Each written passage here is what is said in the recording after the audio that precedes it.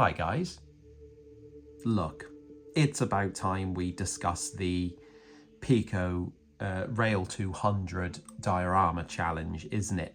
Because this is something that I have had in the pipeline since they announced it. I was very quick off the bat to get my board. Now, before I actually show you my plans, I'm going to start getting the stock ready. And the first of these is going to be this, which doesn't... that doesn't look... It's not narrow, is it? It's not this isn't narrow gauge. I'm not making a narrow gauge one. All right, that's what I'm sort of known for, but, you know, I like these. I like that they have the wasp stripes on, and I like that they look big and mean. So, and this has got sprung buffers, so that's cool. This is the Bachmann 32111, which is the 08 shunter, or 08243. It's in BR blue. There's a couple of, it says it's the hinged door type. Now you're going to have to confirm with me what that actually means, because I can't see any hinged doors, so I don't know, does that just mean these? I'm assuming all doors are on hinges. Anyway, this looks too pristine for my plans. Also makes a noise. If you can, okay, we'll find that. This, I think, was pretty much brand new, so it shouldn't make noises like that. There are things I want to do to it, like it looks absolutely pristine out the factory. That's going to change quite quickly, especially for my plans. The other thing is it's got the coupling rods here are red, and I want yellow ones, because why wouldn't you? Right, so I think I'm going to copy what I've seen people do, and that is to give it a really quick coat of white over the top. Now, apparently this is going to make it look faded, but, you know, I think it's not going to work, and I'm going to have to actually start to repaint the model. But again, time is of the essence here. So let's just start with this. I'm going to go over it extremely lightly. Yeah, I don't know. I think it's looking like how I didn't want it to look already. Brilliant. Okay, well, trial one. I think that it's starting to look okay on the white, but on the yellow rather, but the blue just looks terrible. So I think I'm going to have to go with plan B, and that is actually to paint or spray a faded blue on top of these. So I'll just pop over and do that and see how that looks.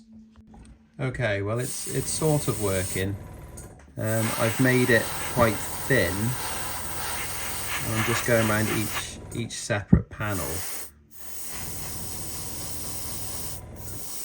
Aiming for the middles, really.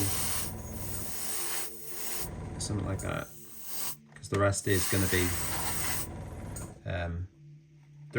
be sort of dirtied up and things, so that's okay. It's very pale, but you know, I suppose it was today. I need to ignore the shiny tidy parts and just remember what it looked like today. Yeah, I think so. Okay, let's get the yellow as well. And this is white, but I've mixed in a tiny bit of yellow as well, just to give it a little bit of a... Screwed it up. Awesome. And the back, you can see I've done that. Do the buffers a little bit more as well. I'm not really bothered at this point about, there we go, about the black and things like that, because I will get to that in a bit. Don't worry about that. I'm just wanting to fade the yellow, and I think that's looking pretty good, actually. Sometimes I really impress myself, and that masking is one of those times. Look at that! So good. Aren't I clever? I'm going to spray it with, well, technically primer pillar, but it's yellow. I'm going to do a couple of very light coats just before I spray the faded yellow on, just to give it a yellow undercoat, but this is probably going to be pretty mucky by the end, so this is probably all irrelevant, but still. Right, last thing tonight is going to be putting the white back on not only the handrails that were white, like this one, that have got overspray of blue, but also the ones that should be, like these ones. And I can't remember where I saw this, but somebody was using a cocktail stick as opposed to a paintbrush, and it definitely helps when you're trying to do jobs like this because there's a lot more control. Right, I'm starting to pin wash now, and I'm going to go around just the little details and things, and it just adds a little bit of depth, and it does help to make it look a bit more worn. And things like in the grills, it helps to get a bit of black down there for the shadowing. I'm not very, I haven't got much finesse with this, as you can see, and then end up just sort of covering everything. And then what I'll do is when it's dry, I can then get some, actually I don't know what's in this, it's either IPA or white spirit, and you can sort of just pick out between the bits then. And that's quite nice because it will fade it back in again. And I'm trying to leave it around the rivets and things like that.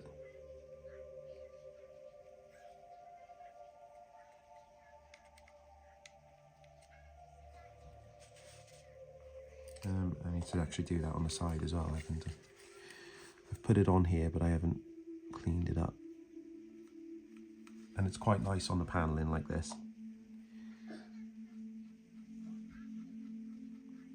Basically gets rid of that tide mark, doesn't it?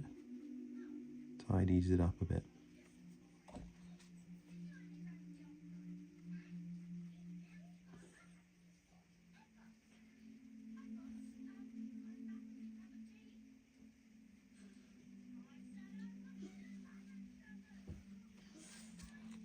As I'm wiping it onto a tissue as well, just to get rid of the black on there and clean the brush up a little bit.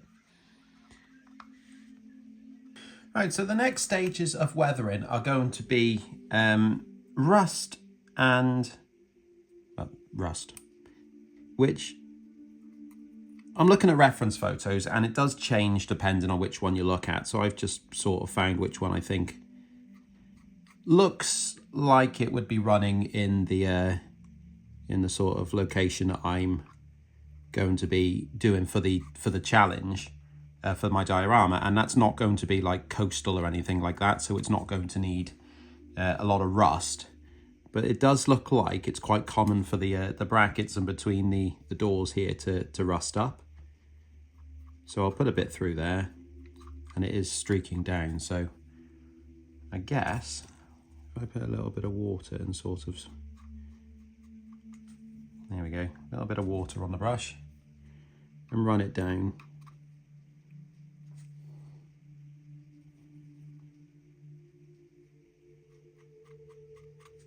Another place is up on the roof, but maybe I'll get a bigger brush for that.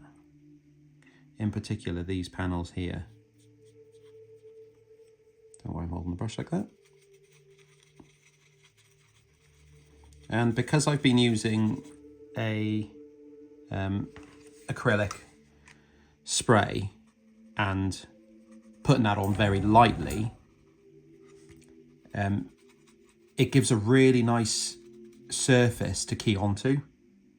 So you can see how the powders are really, get a bit more in the corners, it's sticking well. So ignore what I just said about not having much rust because I'm putting quite a lot of rust on now, but I've seen a reference photo with these panels rusted up and I thought, well, that looks neat and unkept, which I like. Yeah, that's more weather than I was planning to, but I like it. I like making things look bad, which is good because I'm really good at making things bad. Okay, so the next step, because I think that's all like the permanent things like the rust. The next is going to be a coat of sleeper grime. That's going to come up from the bottom over the frames because we haven't really touched those yet. That came out a little bit thick. Right, we'll just give it a bit of a fumage.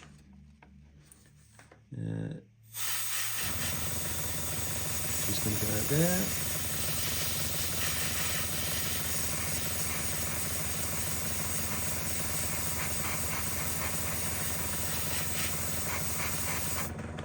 Or in French, le fume.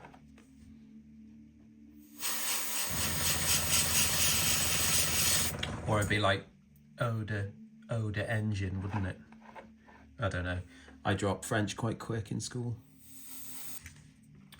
Last bit is going to be adding engine grime. Now this, or engine oil, fresh engine oil, but what I think it does is mimic fresh grease and things like that have been slapped on to try and make this thing move, because by the look of it, it hasn't run for a bit. But you know, the hard stuff, bit of grease in, bit of a charge on the battery, I'd imagine. I don't know how they do it, but they'll make it run. There you go. Now I'm hoping this bit will stay shiny. I think it does from what I've used in the past. It goes like glossy, which is good because then it looks wet. And I think that's about it. Would you do the couplings, the buffers? Yeah, you probably would, wouldn't you? Put like a bit of spot of stuff on the somewhere there. Right. That'll do for the 08. I'm pretty happy with how it's turned out, considering that it's not really my typical techniques, I will say, but it's been a fun one, and hopefully you can see the idea here that, you know, this thing is well past its expiry date, but they've still got jobs for it to do. So, you know, they've greased points up and they've wiped the yellow down just to give a bit of health and safety check and the white and things like that. But all in all, I think that's going to do the job for the challenge. The last thing I want to do is add figures, but I don't know where I've put them right now, so I'm going to have to look for those. Not that you'll really see too much of them, I guess, but there we go. The weather and the faded paint, I think, worked quite well, as did the rust on the top as well. I really do like the look of these parts rusted, and like I say, I've followed prototypical photos for these. You'll be viewing it from this side at when you're facing the diorama, and it's the only engine I'm using for it. I've got to do a couple of bits of stock for it that I will do next week, hopefully. And then I've really got to crack on with the diorama because I haven't actually built any of it yet. And we're running out of time quite quickly. We're now into mid-August and I haven't started it. So I'm going to get on with that. So like I say, thank you so much for watching. Obviously, if you're a member, you'll be seeing a video coming out quite soon showing the next, after this, the proper next project. You'll be getting a nice video from on site when I was on for measurements and things. So that should hopefully be interesting to you. If you're not a member, maybe consider it, because I've ran out of cans of beans. I do need more beans. That's in your hands now, basically. Right, I'm off now because I've got to go and grease up the bikes ready for a bike ride. So, cheers.